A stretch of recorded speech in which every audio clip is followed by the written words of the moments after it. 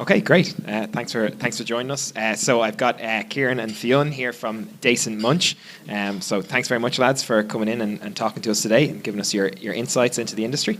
So I just want to start with give us a little bit of background on what you do for the business, and then we get into kind of your story. So Fionn, if you want to start, what's your title? So my name is Fionn. I'm the general manager of Dacent Munch. So basically do everything. Big or small, just figure it out as I go. I started 3 years ago in the van, and when we opened the shop, it's worked my way up since then.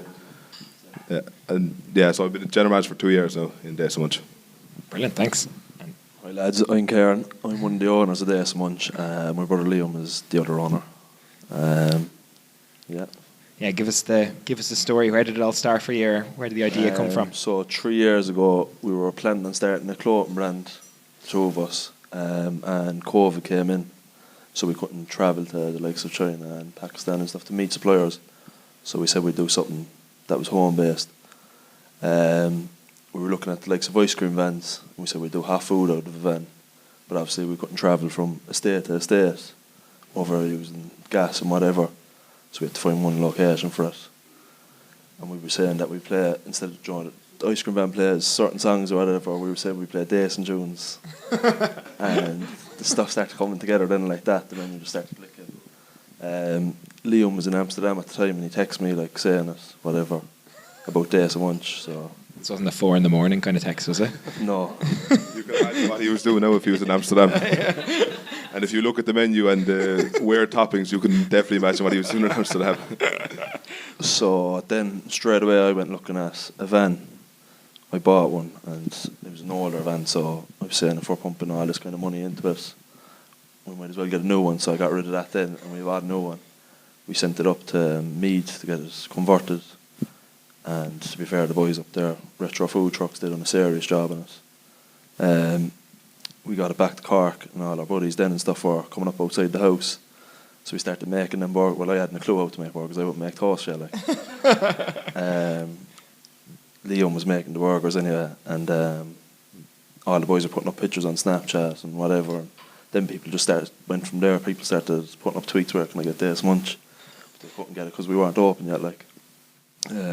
We didn't even have a location at the time. There was 3 or 4 different places. We were asking 3 or 4 different places, but they kept saying no, or whatever, over the residents and stuff. We got a place then, and the first day we opened, we didn't have a proper trial, obviously. The first day we opened, I looked outside the van. I wasn't working on the day. I was there, obviously, for the opening, and there was about 200 people in the queue. One of the fryers wouldn't work, so everything started going against us then. But people were delighted because no one was allowed to go anywhere for COVID. And they were all up here. The guards came about 4 times, I think, and tried to shut it down, but they had no right to shut it down over it's been on private property or whatever. But they just cared more about the 2 metre distance or whatever it was. And from there, then it just took off. We were in the van then for a year. We said we want to go bigger and better or whatever. Opened up a shop then in Mayfield down the road, which is 2 years open now this month. And it's just been flying since then. We plan for expansion as well. Unbelievable! What a story from nearly getting shut down by the guards to, And is there rumours now? There's another location coming, or am I telling too much? Or did you? There'll definitely be more locations to come, but just timing first. It's just rumours for now, anyway. There's nothing set in stone yet. Not like this has been recorded or anything. No. Great. So, what would you put down the key to your growth or the success of where you got to from obviously van to here? What, and obviously say flip dish, but what would you put it down to? Well, it was just taking a risk day one, because I had no experience in food. Liam didn't either. I was plumbing, as I said. Liam was in striker, so I was saying to him is it going to work? He was like, no, we'll definitely get something going. And then we started off, and it just flew off. So that's why we done it then. Then obviously we came up with some objections and stuff, like till systems now and all that. We used flip dish day one in the van, but we had an ordering system at the time because over the COVID reasons we couldn't have that many people in the queue. So the flip dish didn't work for us then. Laurie and Anthony came on board, kept trying to get us back on board. Eventually they got us. And to be fair, up in the shop now, it's flying away, the till system and the ordering system with the app and online. Most of our orders come through that now. Like. Brilliant. And you finding people like that, or is it like have people taken to the online ordering, or how do you find people, like your customers interact with the flip dish system? The customers that used to come, we obviously had an online ordering before then, so they used to just come in and order. They'd be waiting 40 minutes, even longer. They'd be waiting an hour and a half some days. Like that's when we first opened. And then as soon as they seen we had online or whatever, they started using it then. Found it better because they were ordering while they were on the way and their food was ready then when it was there. It was just easier for them.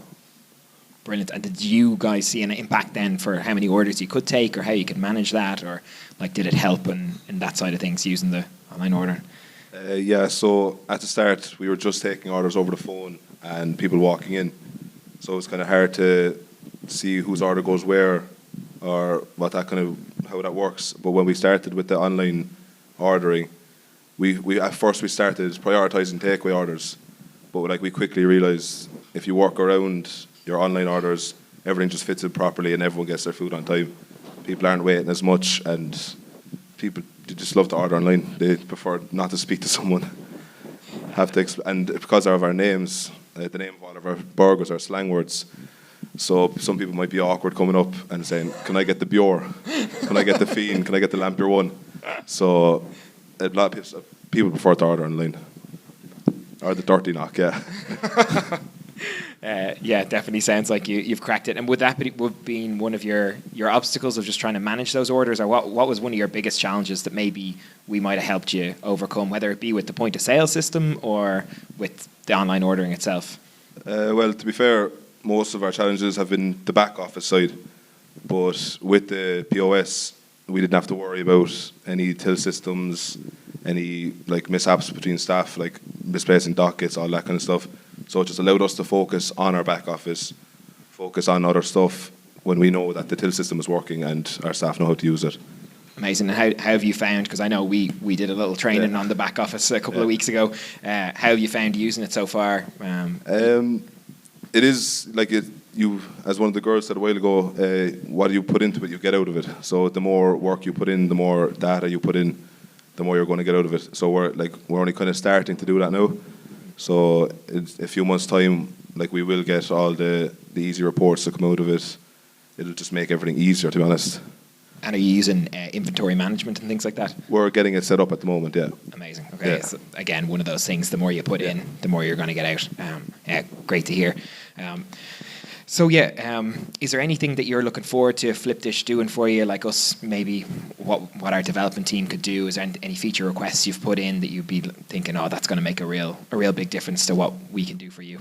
Well, our next step is looking into deliveries. So, like, we'll be looking at Flip Dish for that or whatever it is. And just like with Flip Dish, everything's integrated. So with the till system, you have your online, you have your deliveries, you have your collection, you have your walk-ups. So it's just all in the one system, and it just makes it easier.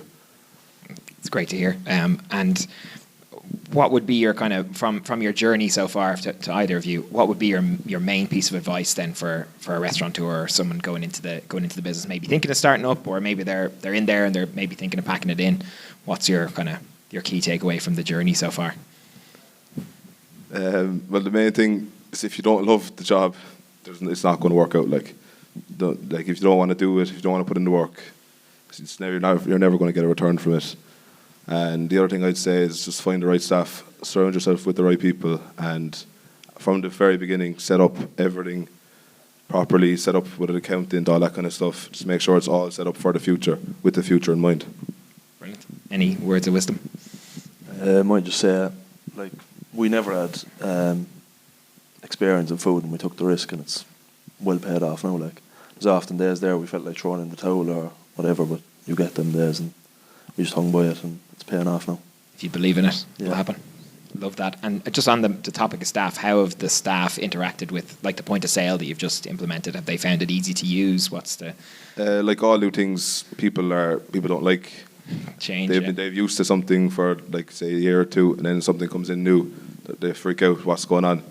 But after like a few weeks, after getting training from Flip Dish, getting the help from Flip Dish, and once it's set up properly, it's easy for staff to use.